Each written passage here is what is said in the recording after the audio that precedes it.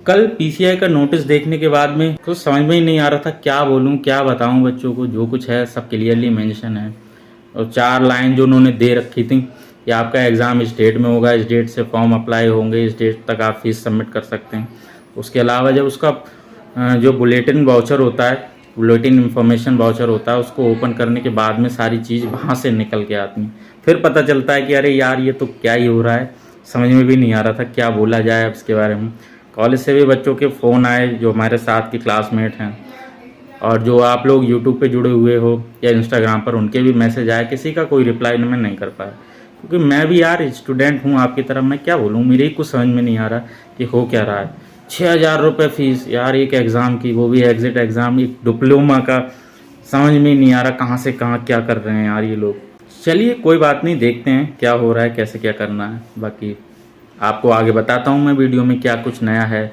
कुछ ऐसा है जो इसमें बहुत ध्यान से आप पढ़ेंगे तभी आपको पता चलेगा, ये मैं समझा दूंगा। क्योंकि गवर्नमेंट डॉक्यूमेंट में बहुत बातें ऐसे करके लिखी हुई होती हैं कि उनका समझ में ही नहीं आता, उनको नॉर्मल लैंग्वेज में वो लिखते ही नहीं है कि जो आप बाद में समझ सकें। आज की वीडियो में हम बात करेंगे जो एग्जिट एग्ज़ाम के रिगार्डिंग नोटिस आया है वो NBEMS की तरफ से आया है, ना कि PCI की तरफ से आया है। तो हम इसको PCI का नोटिस नहीं बोलेंगे, हम इसको NBEMS का नोटिस बोलेंगे, जो कि एक टेस्ट एजेंसी है जिसने एग्जिट एग्ज़ाम कंडक्ट कराने का जो है कॉन्ट्रैक्ट साइन किया है।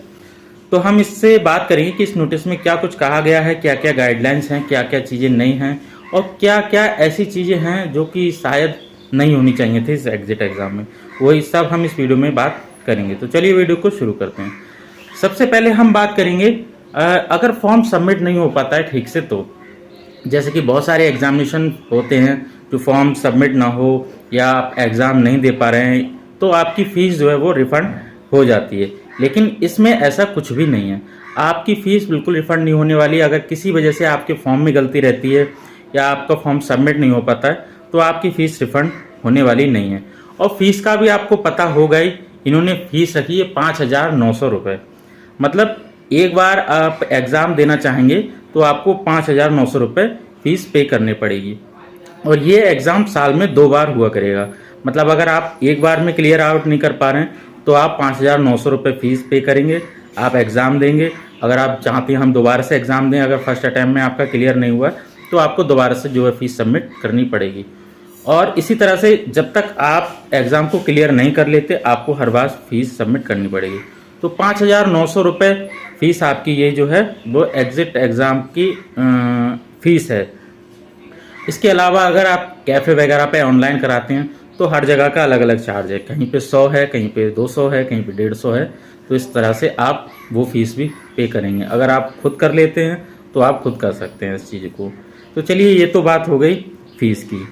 अब हम बात करते हैं इसमें, जैसे इसमें एक चीज़ और कही गई है अगर उसको देखा जाए तो मुझे नहीं लग रहा कि कोई बच्चा इसमें जो है इस एग्ज़ाम में डिप्लोमा इन फार्मेसी एग्ज़ाम में बैठ पाएगा। क्योंकि इन्होंने बोला है जिसका रिज़ल्ट जो है 31 जुलाई से पहले या 31 जुलाई तक आ गया है, सिर्फ वो ही बच्चे एग्ज़िट एग्ज़ाम के लिए अप्लाई कर पाएंगे। उसके अलावा जो और बच्चे हैं वो एग्ज़िट एग्ज़ाम के लिए अप्लाई नहीं कर पाएंगे। तो बात की जाए यूनिवर्सिटी या बोर्ड जो भी हैं, जैसे BTUP है, board of technical education Uttar Pradesh, उसका भी रिजल्ट अभी तक नहीं आया है। और कुछ यूनिवर्सिटीज़ हैं उनका भी रिजल्ट जो है वो अगस्त स्टार्टिंग में आया है। तो इस हिसाब से देखा जाए तो शायद कोई ऐसा होगा जो इस एग्ज़ाम में बैठ पाएगा, क्योंकि हमारा ही रिजल्ट 31 जुलाई के बाद में अगस्त फर्स्ट वीक में आया है। एग्जिट एग्ज़ाम में अप्लाई करने के लिए आपने बहुत कुछ सुना होगा, बहुत सी वीडियो देखी होंगी, पढ़ा भी होगा खुद से। लेकिन इसमें बहुत सी चीज़ें ऐसी रखी गई हैं जैसे कि आप ऐसा समझिए जैसे हम diploma in pharmacy first year second year सारे सब्जेक्ट क्लियर होने चाहिए, क्लियर पास होने चाहिए। उसके अलावा और चीज़ें जैसे हमारे पास मार्कशीट वगैरह होनी चाहिए। लेकिन इसके अलावा भी बहुत सी चीज़ें हैं जो इसमें दी गई हैं। अगर आपने ध्यान से पढ़ा होगा या किसी ने बताया होगा तो आप उस चीज़ को जानते होंगे। चलिए मैं आपको बता देता हूँ। एग्जिट एग्ज़ाम में अप्लाई करने के लिए हमारे पास वही सारे डॉक्यूमेंट्स होने चाहिए, हम उतने ही एलिजिबल होने चाहिए जितने कि हम एक रजिस्टर्ड फार्मासिस्ट बनने के लिए होने चाहिए। मतलब जब हम अपना registration pharmacy council of India state pharmacy में कराते हैं तो जिन जिन चीज़ों की आवश्यकता होती है वो सारी चीज़ें, वो सारे डॉक्यूमेंट्स हमारे पास होने चाहिए। जिसमें एक ट्रेनिंग सर्टिफिकेट भी इंक्लूड होता है। तो हमारी ट्रेनिंग सर्टिफिकेट अगर नहीं है तो हम उस चीज़ को भी नहीं अप्लाई कर पाएंगे। और ये आप पढ़ सकते हैं इसमें नोटिस में, जो इसका नोटिस ऑफिशियल इंफॉर्मेशन बुलेटिन है उसके 4.27 जो नंबर है वहाँ पर ये मेंशन किया गया है। तो आप वहाँ पर पढ़ेंगे तो उन्होंने साफ तौर पे क्लियरली बोल रखा है कि आपके पास वो सारी चीज़ें होनी चाहिए जो एक रजिस्टर्ड फार्मासिस्ट के तौर पर अप्लाई करने के लिए ज़रूरत होती है। इस नोटिस से पहले ये भी बात चल रही थी कि हमने 2022 में एडमिशन लिया है, हमारा 2024 में कंप्लीट हुआ है, तो हमें एग्जिट एग्ज़ाम देना है। हमने 2021 में एडमिशन लिया था, अब हमारा 2023 में कंप्लीट हो गया है, तो हमें एग्जिट एग्ज़ाम नहीं देना है, या हमारी बैक है उस वजह से हम 2021 के हैं और हमारा जो डिप्लोमा इन फार्मेसी है वो 2024 में कंप्लीट हो रहा है, तो हमें एग्जिट एग्ज़ाम नहीं देना है। नहीं, ये सारी चीज़ें इस नोटिस के बाद खारिज हो जाती हैं। आपने कभी भी एडमिशन लिया हो, आपका कभी भी आपकी किसी वजह से 2024 में या कैसे भी जो है वो पीसीआई में रजिस्ट्रेशन नहीं हो पाया और आप इस 2024 तक अभी तक पीसीआई में आपका रजिस्ट्रेशन नहीं हो पाया, तो भाई साहब आपका रजिस्ट्रेशन होना नहीं है, आपको एग्जिट एग्ज़ाम देना पड़ेगा। आप किसी भी बैच के हो, किसी भी ईयर में आपका एडमिशन हुआ है, किसी भी ईयर में आप क्वालिफाई हो गए, किसी भी वजह से आपका जो रजिस्ट्रेशन पीसीआई में नहीं हो पाया, तो आपको एग्जिट एग्ज़ाम देना पड़ेगा और ये इसमें साफ तौर से कहा गया है। अब इसमें बात आती है पेपर्स की। तो जैसा कि शुरू से ही चला आ रहा था कि इसमें 3 पेपर्स होंगे, तो वो बात तो सही है, इसमें 3 पेपर ही हो रहे हैं। और मैंने एक वीडियो में पहले बताया था कि इसमें पेपर सेक्शन वाइज होंगे। तो आपके ऐसा समझिए पेपर जो हैं वो आपके 3 ही होने हैं और पर पेपर में आपके 3 सेक्शन होंगे। मतलब ऐसे समझिए जैसे आपका पहला पेपर होगा तो उसमें 3 सेक्शन में होंगे और ये सेक्शन 50-50 नंबर में बटे हुए होंगे। मतलब आपको 50-50 नंबर में सेक्शन डिवाइड करके दिए जाएंगे। जब आप एक सेक्शन को कंप्लीट कर लेते हैं उसके बाद में वो सेक्शन कंप्लीट हो जाएगा, उसके बाद आपको सेकंड सेक्शन पे ट्रांसफ़र कर दिया जाएगा या आप ऑटोमेटिक भी ट्रांसफ़र हो जाएंगे। और उसके बाद में आप प्रीवियस सेक्शन जो पहले सेक्शन कर रहे थे उस सेक्शन को आप दोबारा नहीं देख सकते हैं, ना उसके आंसर में चेंज कर सकते हैं, ये इसमें कहा गया है। पास होने के लिए आपको पर पेपर में 50% नंबर लेके ही आने हैं, मतलब 75 नंबर आपके होने चाहिए 150 में से। और इसमें कोई नेगेटिव मार्किंग नहीं है, ये चलो एक अच्छी बात है जो इसमें दी गई है। आप 1 बार 2 बार 3 बार जितनी मर्जी बार चाहें एग्ज़ाम दे सकते हैं, आपकी मर्जी। आप फर्स्ट अटैम्प्ट में क्लियर नहीं कर पा रहे, सेकंड अटैम्प्ट में दीजिए, सेकंड अटैम्प्ट में नहीं कर पा रहे हैं, थर्ड में दीजिए। इस तरह से आपकी जब तक मर्जी है आप एग्ज़ाम देते रहिए और 6000 रुपये फ़ीस जो है वो सबमिट करते रहिए। 6000 रुपये फ़ीस आपको हर बार सबमिट करनी है, चाहे आप फर्स्ट अटैम्प्ट में क्लियर कर लेते हैं, आपका लक बहुत अच्छा है, आपने बहुत मेहनत की है। अगर आप फर्स्ट अटैम्प्ट में क्लियर नहीं कर पाते हैं तो आपको सेकंड में करना है, तो फिर आपको 6000 रुपये सबमिट करने हैं। स्टूडेंट का तो पता नहीं, लेकिन बोर्ड का तो बहुत फ़ायदा होने वाला है, क्योंकि एक बच्चे से 6000 रुपये एक ही बार में मान के चल रहा हूँ, तब भी बहुत 6000 रुपये बहुत बड़ा अमाउंट हो गया। एक डिप्लोमा का एग्जिट एग्ज़ाम क्लियर करने के लिए इतनी बड़ी फ़ीस बहुत बड़ा अमाउंट होता है। मैंने तो अभी तक शायद किसी एग्ज़ाम का इतनी फ़ीस सुनी नहीं है। पता नहीं भाई कैसा क्या चल रहा है, भगवान जाने या बोर्ड जाने। एग्ज़ाम आपका कहाँ होगा भाई? एग्ज़ाम आपका सेंटर अलॉट किए जाएंगे। आप जब फॉर्म फिल करेंगे तो आप अपनी मर्ज़ी से सेंटर उसमें भर सकते हैं कि आपको किस जगह एग्ज़ाम देना है और आप वहाँ पर जाकर एग्ज़ाम दे सकते हैं।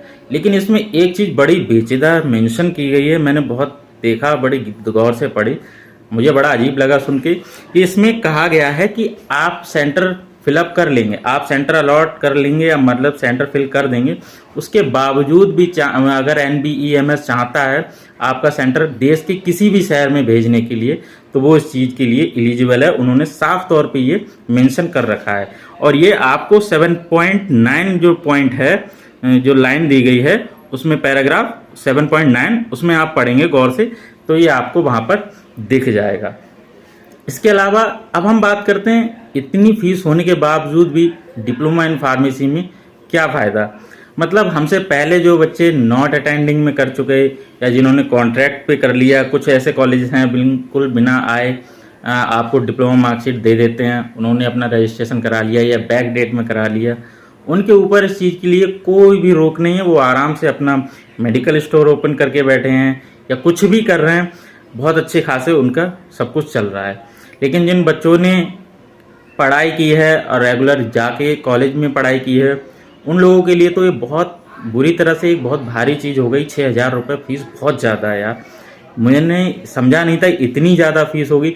आज तक मैं बता रहा हूँ, मैंने तो किसी एग्ज़ाम की इतनी फीस नहीं सुनी है। खासकर ये तो डिप्लोमा का एग्ज़ाम है यार, वो भी एक खाली एग्जिट एग्ज़ाम है डिप्लोमा का। मतलब आप समझ सकते हो इतनी ज़्यादा फीस। वैकेंसी के नाम पर, नौकरी के नाम पर इसमें कुछ भी नहीं आता। जो भी वैकेंसी आती हैं वो किस पे आती हैं? बी फार्मा लेवल से। अगर डिप्लोमा इन फार्मेसी उन्होंने मांगा भी होगा तो एज ए रजिस्टर्ड फार्मासिस्ट, और उसका सिलेबस आप देखेंगे तो उसमें बी फार्म का भी सिलेबस यार इंक्लूड होता है। तो बताओ एक डिप्लोमा वाला बच्चा कैसे उस एग्ज़ाम में बैठ सकता है? फिर तो वो बी फार्म के लिए रह गया।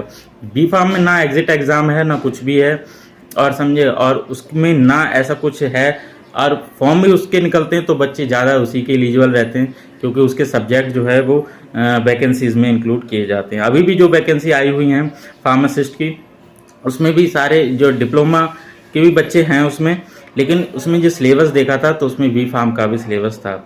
मतलब इतना सब कुछ होने के बाद एग्जिट एग्ज़ाम रख दिया डिप्लोमा इन फार्मेसी में। आपको एडमिशन लेना है तो भी आपको एग्ज़ाम देना होगा, एंट्रेंस एग्ज़ाम, ठीक है। आपको लाइसेंस बनवाना है तो एग्जिट एग्ज़ाम देना होगा। लेकिन इसके बाद भी उसमें क्या चीज़ है? वैकेंसी के नाम पर जीरो।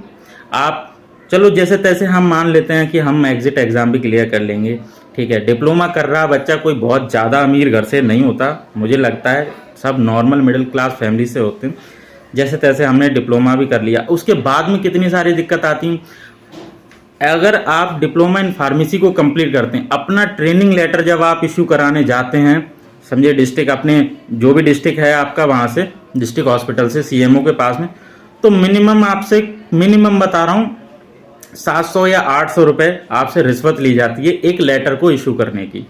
मैंने दिए 1000 रुपये सीएमओ ऑफिस में बरेली डिस्ट्रिक्ट में, मैंने 1000 रुपये दिए थे, तब मेरा जाके जो है ट्रेनिंग लेटर इशू हुआ था, ठीक है। उसके बाद भी हम 3 मंथ अपनी ट्रेनिंग करते हैं, ठीक है। उसके बाद भी हम एक रजिस्ट्रेशन के लिए, जो फार्मासिस्ट का रजिस्ट्रेशन होता है उसमें रजिस्ट्रेशन कराते हैं, उसमें भी हमारे पैसे जाते हैं। आप ऐसे समझिए 10,000 रुपये मिनिमम है अमाउंट रिश्वत का। आपको 10,000 रुपये देने पड़ेंगे, तब कहीं जाके टाइम पर आपको आपका रजिस्ट्रेशन मिलेगा, समझे। वो पैसे वहाँ जाते हैं। अब इसके बाद में रह जाती है कि जब हम अपनी मेडिकल की फ़ाइल बनवाते हैं, हम अगर मेडिकल स्टोर ओपन करना चाहते हैं तो हम जो डीआई से जो फाइल बनवाते हैं अपने डिस्ट्रिक्ट के, तो वहाँ पे भी आप ऐसे समझिए कम से कम 15 या से 20,000 रुपये आपके वहाँ पे भी चले जाते हैं। मतलब आप ऐसे समझिए कि कम से कम 50,000 रुपये आपका रिश्वत का जाना है, ठीक है। अब एग्जिट एग्ज़ाम मतलब 6,000 रुपये इसके कंफर्म हो गए। अब आपका पता नहीं किस सिटी में आपको सिटी में सेंटर मिल रहा है, आप 3 दिन वहाँ पे रहेंगे, रूम लेंगे या कुछ भी मैनेज करेंगे या आना जाना, तो आप, मुझे नहीं लग रहा कि ये 10,000 से नीचे फर्स्ट अटैम्प्ट आपको पड़ने वाला है। तो 10,000 तो ये हो गया। तो इस हिसाब से देखा जाए तो डिप्लोमा इन फार्मेसी तो मुझे लग रहा है इससे अच्छा तो बैचलर अगर कोई बच्चा करता है तो वो बहुत अच्छा है। मैं अपना ओपिनियन बता रहा हूँ कि अगर अब किसी ने मुझसे पूछा कि डी फार्मा करें या ना करें, भाई मैं तो जीवन में कुछ अच्छा काम कर लूँगा, मना कर दूंगा कि डी फार्म मत करना, और जीवन में अगर कुछ अच्छा काम करना है तो दूसरों को भी इसको करने से मना कर देना डी फार्मा। इससे अच्छा आप बी फार्म कर लीजिए या कोई नर्सिंग का कोर्स कर लीजिए, कम से कम वैकेंसी तो आती हैं, और आपको प्राइवेट हॉस्पिटल में भी मिनिमम सैलरी पे ही सही, लेकिन हर जगह आपके लिए जो है वैकेंसी अवेलेबल रहती हैं, आप वहाँ पे जॉब कर सकते हैं, भूखे नहीं मरेंगे इतना पता है। लेकिन फार्मेसी का ऐसा हिसाब है, आप किसी भी प्राइवेट हॉस्पिटल में जाते हो आपको कोई पूछने वाला नहीं है, क्योंकि एक फार्मासिस्ट पूरे हॉस्पिटल के लिए काफ़ी होता है, तो उनको ज़रूरत ही नहीं है फार्मासिस्ट की ज़्यादा। तो इस वजह से मुझे फार्मेसी डी फार्म से ज़्यादा बेकार कोर्स शायद ही कुछ होगा, मुझे लग रहा है अब, ठीक है। तो बस यही थी वीडियो, बाकी आप अपना देखिए भाई, देखना तो है ही, क्या ही कर सकते हैं, कैसे क्या करना है। मेरे हिसाब से अगर मेरा इतना पैसा खर्च ना हुआ होता तो मैं इसको छोड़ देता, मैं नहीं करता इसके में आगे कुछ भी, क्योंकि आप ऐसे समझिए 50,000 रुपये रिश्वत देने के बाद भी आपको कम से कम 50,000 रुपये का फर्नीचर चाहिए। फर्नीचर के बाद कम से कम 2.5 से 3 लाख रुपए की आपको मेडिसिन शुरू में रखनी पड़ेगी, तब ये चीज़ रहती है। उसके बाद भी ड्रग इंस्पेक्टर आता है कि आपकी ये मेडिसिन प्रॉपर रखी हुई नहीं है, यहाँ डस्ट है, आपका एक्सपायरी सेक्शन ऐसा बना हुआ है, ये वो ऐसा वैसा पता नहीं क्या क्या उसमें नपोड़ निकालता है। तो कि आपकी फाइल जो है रद्द कर दी जाएगी, ऐसा वैसा करके आपकी मान्यता रद्द कर दी जाएगी, तो भाई आपको उसको भी दक्षिणा देनी पड़ेगी। 10 से 15 हज़ार रुपये एक विजिट पे वो आराम से आपसे 1 साल में ले लेगा। तो ये चीज़ें हैं डिप्लोमा इन फार्मेसी की सच्चाई। इसके अलावा आप मेडिकल डिप्लोमा इन फार्मेसी करते हैं, इसके अलावा इससे आप सिर्फ मेडिकल स्टोर ओपन कर सकते हैं। आपको लग रहा है कि मैं किसी इंडस्ट्री में जॉब कर लूँगा, भाई नहीं मिलेगी। रियलिटी है, इंडस्ट्री में जॉब आपको नहीं मिलेगी। आपको लग रहा है कि मैं किसी कॉलेज में पढ़ा लूँगा, बिल्कुल नहीं। कम से कम बैचलर होना चाहिए कॉलेज में पढ़ाने के लिए। आपको लग रहा है कि आप एमआर बन जाओगे, भाई आप एमआर बन गए तो एमआर भी आप किसी बैचलर वाले के अंडर ही बनोगे। उस लेवल की आपको नॉलेज है ही नहीं, आपने पढ़ा ही नहीं है, आपको पता ही नहीं है, तो फिर क्या ही आप एमआर बनोगे, क्या कुछ करोगे। ठीक है, इंडस्ट्री में भी क्या आप मैन्युफैक्चरिंग डिपार्टमेंट में वहाँ पेरेंटल वगैरह जो भी हैं सब में भाई बैचलर चाहिए होता है। मैन्युफैक्चर वालों को कुछ भी नहीं होना है डिप्लोमा इन फार्मेसी का। बस आपके पास एक ऑप्शन रह जाता है, अपना मेडिकल स्टोर ओपन करना, और वो भी अब इतना कठिन हो गया। आप पहले एंट्रेंस एग्ज़ाम दो, फिर एडमिशन होगा आपका। आप डी फार्म क्लियर कर लो 2 साल के, फिर उसके बाद में आप जो है वो एग्ज़िट एग्ज़ाम दो। एग्ज़िट एग्ज़ाम देने के बाद आपको 6,000 रुपये वहाँ भी पे करने हैं, प्लस आपको लेटर ही बनवाने के 1,000 रुपये देने पड़ जाते हैं सीएमओ ऑफिस में। कहीं वो कोई भी सीएमओ हो, आपको देने पड़ जाएंगे। आप उनसे सोचो कि मैं इनकी शिकायत सीएमओ से करूं, वो डायरेक्ट नहीं मांगेंगे, उनके छोटे छोटे चेले जो बैठे होते हैं वो मांगते हैं। आपको लग रहा है कि आप सीएमओ से शिकायत करोगे, ऐसा वैसा हो जाएगा, कुछ नहीं होना है। ऊपर से नीचे तक पैसा चलता है भैया, वो कमीशन सबकी बंधी हुई होता है, सबका हिस्सा होता है उसमें। तो ये चक्कर है। अगर दिन में 100 बच्चे भी आ रहे हैं तो भाई साहब 1,000 के हिसाब से आप लगा सकते हो कितना पैसा आ रहा है, और वो कितने लोग हैं वहाँ पे, सब में डिस्ट्रीब्यूट हो रहा है। अगर एक को 5,000 रुपये मिले एक दिन में तो भैया उसका तो है काम हो गया। सरकारी आदमी इस तरह से रिश्वत ले रहा है, कुछ पूछो मत। और उसके बावजूद भी आप सोचते हो कि कुछ कर लोगे, तो भैया कुछ नहीं। अगर आपकी शॉप अपनी है तब तो सही है, अगर आप रेंट की शॉप पे ले रहे हो तो वो भी आपका दिवाला निकाल देगी। एक तो ये चक्कर रहता है रेंट की शॉप में, अगर कहीं पढ़ी लिखी जगह या किसी पढ़े लिखे व्यक्ति की है अच्छी जगह पे शॉप, आप उससे बोलोगे वो आपको अपना रजिस्ट्रेशन दे देगा, रजिस्ट्री दे देगा। अदरवाइज़ अगर आप किसी विलेज वगैरह में अगर या कहीं ऐसे छोटे कस्बे में खोलना चाहते हो तो कोई आपको अपने रजिस्ट्री के पेपर की फ़ोटो कॉपी नहीं देना चाहता है, जो कि वहाँ पे लगती है। बोले अरे यार पता नहीं, हमारा तो नाम करा लेंगे ये अपने। तो ये भी एक दिक्कत आती है। ठीक है, तो ये बस मैं तो यही करूँगा, यही कहूँगा कि भैया कुछ भी कर लेना, डी फार्म मत करना। आपको बी फार्म करना है, बी फार्म कर लीजिए, लेकिन डी फार्म बिल्कुल मत कीजिए। और जीवन में एक अच्छा काम कर लीजिए, कभी भी किसी को डी फार्म करने की सलाह मत दीजिए। और अगर कोई करने जा रहा हो तो एक बार उससे मना ज़रूर कीजिए। बस यही मैं आपको सलाह दूंगा। एग्ज़ाम आपका इंग्लिश में होना है। हिंदी वाले बच्चों को तो वैसे ही नाश कर दिया इन लोगों ने, अब तो वो पता नहीं क्या ही होगा। वैसे मैंने देखा है BT UP बोर्ड के बच्चे जो हैं वो 75 या 70% तक हिंदी में लिखते हैं, बाकी 30% उनका जो है इंग्लिश में सिलेबस वो अपना कर लेते हैं। तो बस हो गया इसका नाश। तो बाकी अब देख लीजिए भाई क्या करना है, अब क्या ही कर सकते हैं। जरा से तो बच्चे हैं फार्मासिस्ट के या फार्मेसी के, अब वो क्या कर सकते हैं। हमारा ही बैच 60 लोगों का था, अब हमारे जूनियर्स थे वो 26 लोग रह गए। अब पता नहीं उनसे जूनियर होंगे तो वो कितने ही एडमिशन हुए होंगे, और ना ही हुए हों तो ही अच्छा है। अपनी तो किस्मत बेकार निकली, लेकिन बाकी लोगों की अच्छी कम से कम बच जाएँ। अच्छा, आप आराम से बी फार्म वगैरह कीजिए। आपको फार्मेसी में जाना है, डी फार्म करने की कोई ज़रूरत नहीं है, क्योंकि ना कॉलेज वाले इस चीज़ के लिए बात उठाएंगे, ना और कोई इस चीज़ के लिए उठाने वाला है कोई भी बात। तो बस यही कहना था, बाकी मिलते हैं नेक्स्ट वीडियो में, तब तक के लिए टेक केयर, बाय।